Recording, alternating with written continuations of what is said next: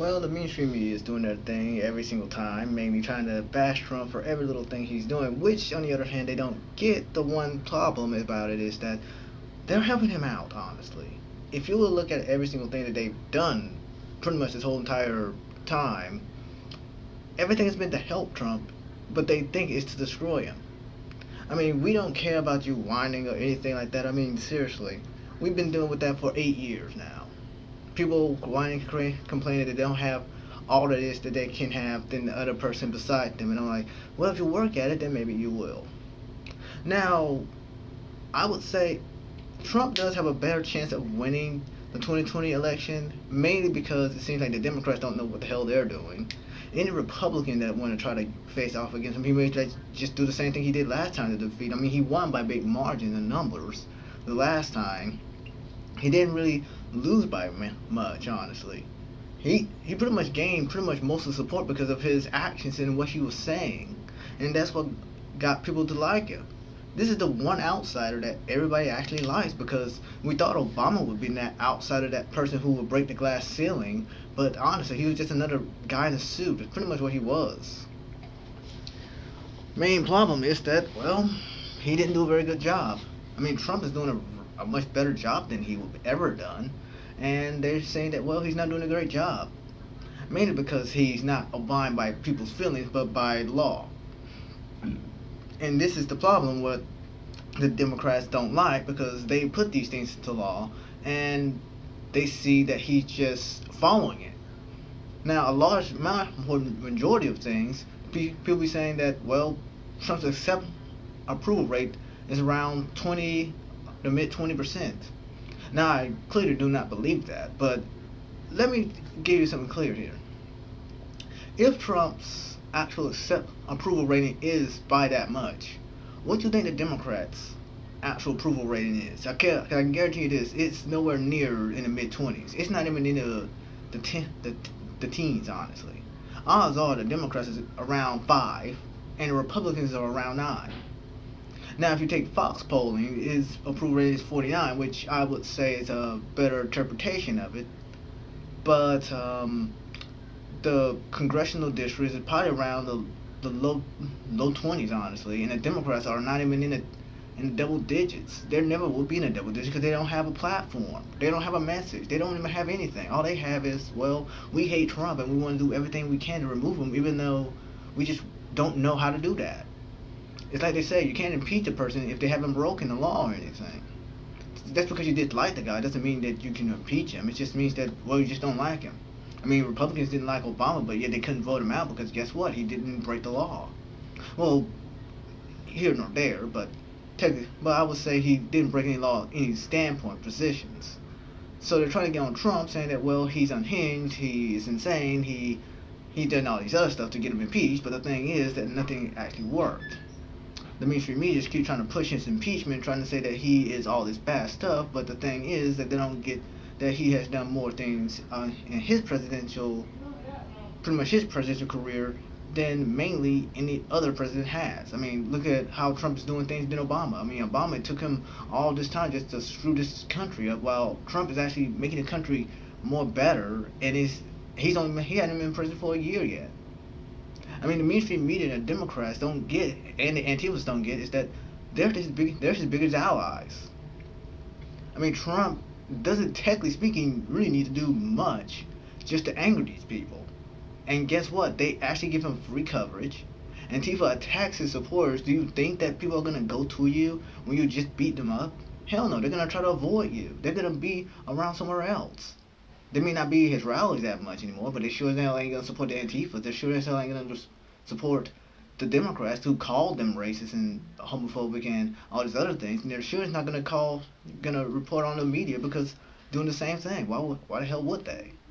It makes no sense on why they will actually say, well, just because these are Trump people, they have to be the Klans members or neo-Nazis, and that's what caused Antifa to come. Don't you think it's a little bit awkward that you will actually think that people will actually respond good to bully tactics? And I know bully tactics is a little difficult, but guess what? People don't know this, but bully tactics is technically speaking tactics of what a bully would do. For those who in the mainstream media who may or may not watch it.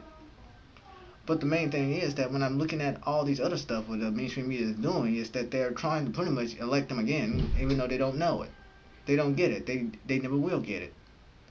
But the one problem is that when it comes to their politics, they constantly keep saying that, well, we hate Trump, but yet you don't have any room to hate the guy. You just hate him because he calling you guys fake news, which you guys actually earned that title. You earned the name of fake news because, truth be told, you cut his clips constantly and cut anybody who actually do prove you wrong and call you fake news. You cut the clip, and then you thinking that, oh, it's okay if we call him a bad president, but when he calls us fake news, that is perfectly, they saying that, oh, that's just ingenuous, and saying that, oh, that's a flat out lie. Like they say, if the shoe fits, wear it. The thing is that CNN sees the shoe fits, but they don't want to wear it. They want to keep it and say, well, we think that he's unhinged and he should be impeached because he's insane. But the thing is, they can't prove it because, well, guess what? None of them are doctors. Every single time I see CNN, they have pretty much a 45-minute rant on how they hate Trump and why he's a bad president. But the thing is, they don't really get into what his executive order actually does. And that's the one problem that they don't see. And, well, they probably do see it. They just don't really want to actually acknowledge the fact that he's actually doing a good job. I mean, they keep trying to go with the Democrats and say that, well, the Democrats will have a better chance that Hillary Clinton should have been the president, but now that Hillary Clinton isn't the president, they want to say, oh, she should be the president because she won the popular vote. Here's a thought. There are presidents who did lose the popular vote but won the electoral college votes.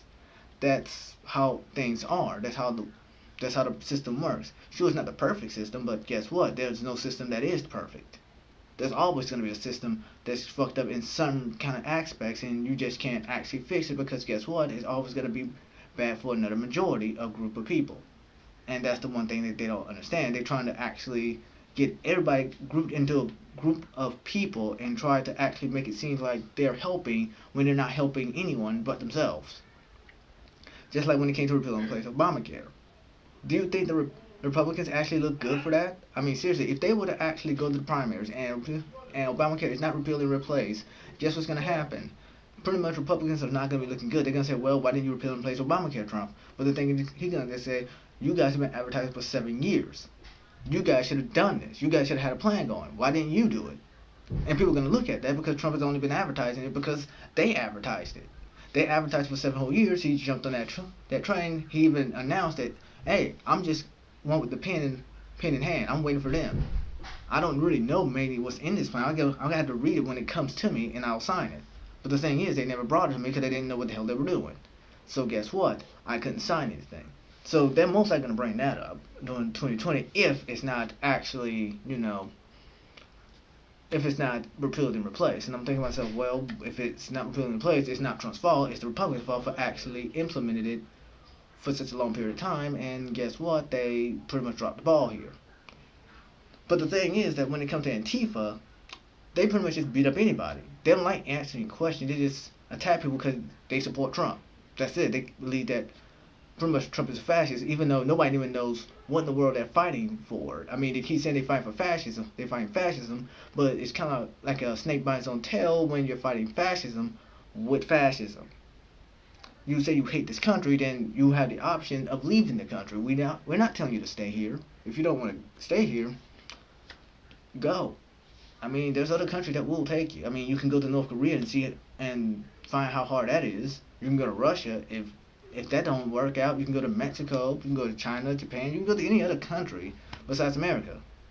But they don't want to do that. They want to stay here and aggravate people and attack Trump supporters knowing that they're not going to do anything. Because Trump supporters aren't really violent at all. I mean, you probably come around like probably one rare occasion where a Trump supporter will fight, but that's in the context of him or her actually attacking because somebody else attacked them. That's really the only time I'll see them actually attacking someone. And if you do see someone who is attacking them for no apparent reason, I would say that's like a 1.5 out of 5% chance. Although when it comes to the Democrat side and Antifas and the Black Lives Matter, they'll attack people for no apparent reason just because they feel like you're hurting them and feel that you're racist or committing hate speech, and they'll attack you for those reasons, even though you're just in a rally for something. and they just don't like what you're doing, so they're gonna attack you and thinking that it's okay. See, that actually is like pretty much a 60% chance of them doing that. Definitely, if you're at a Trump rally, it's a 60. Actually, I would say even more than a 60. But I'd say like an 80 to 90% chance that they will attack you, because that's what the Antifas do. That's what the BLM does. They destroy things and thinking that it's okay. But the thing is that when somebody fights them back, they say, "Oh, we're fighting fascism. You shouldn't hit us back." I'm like, "You're hitting us. What should we do?" You can't expect to hit someone and not expect somebody to do the same response to you. But the thing about Antifa, they try to go in numbers, and truth be told, they look like ISIS. And the one thing is, the mainstream media, Antifas, the Democrats, and some Republicans don't get that Trump actually looking better when you do this. The more you resist him, the more people want to ask you, what are you resisting? And most of the people can't even come up with the answer. Either that, or they just say that, well, we're resisting Trump because we don't like the guy. And they say, well, you don't like him because of such and such, and yet they don't know the actual law.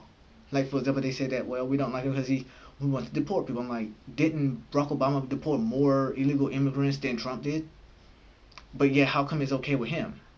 Then everyone say, well, he wants to build a border wall. Well, Obama actually, when he was a senator, wanted to actually build a fence or a wall on our southern borders. How come it was okay with him, but it's racist when Trump wants to do it?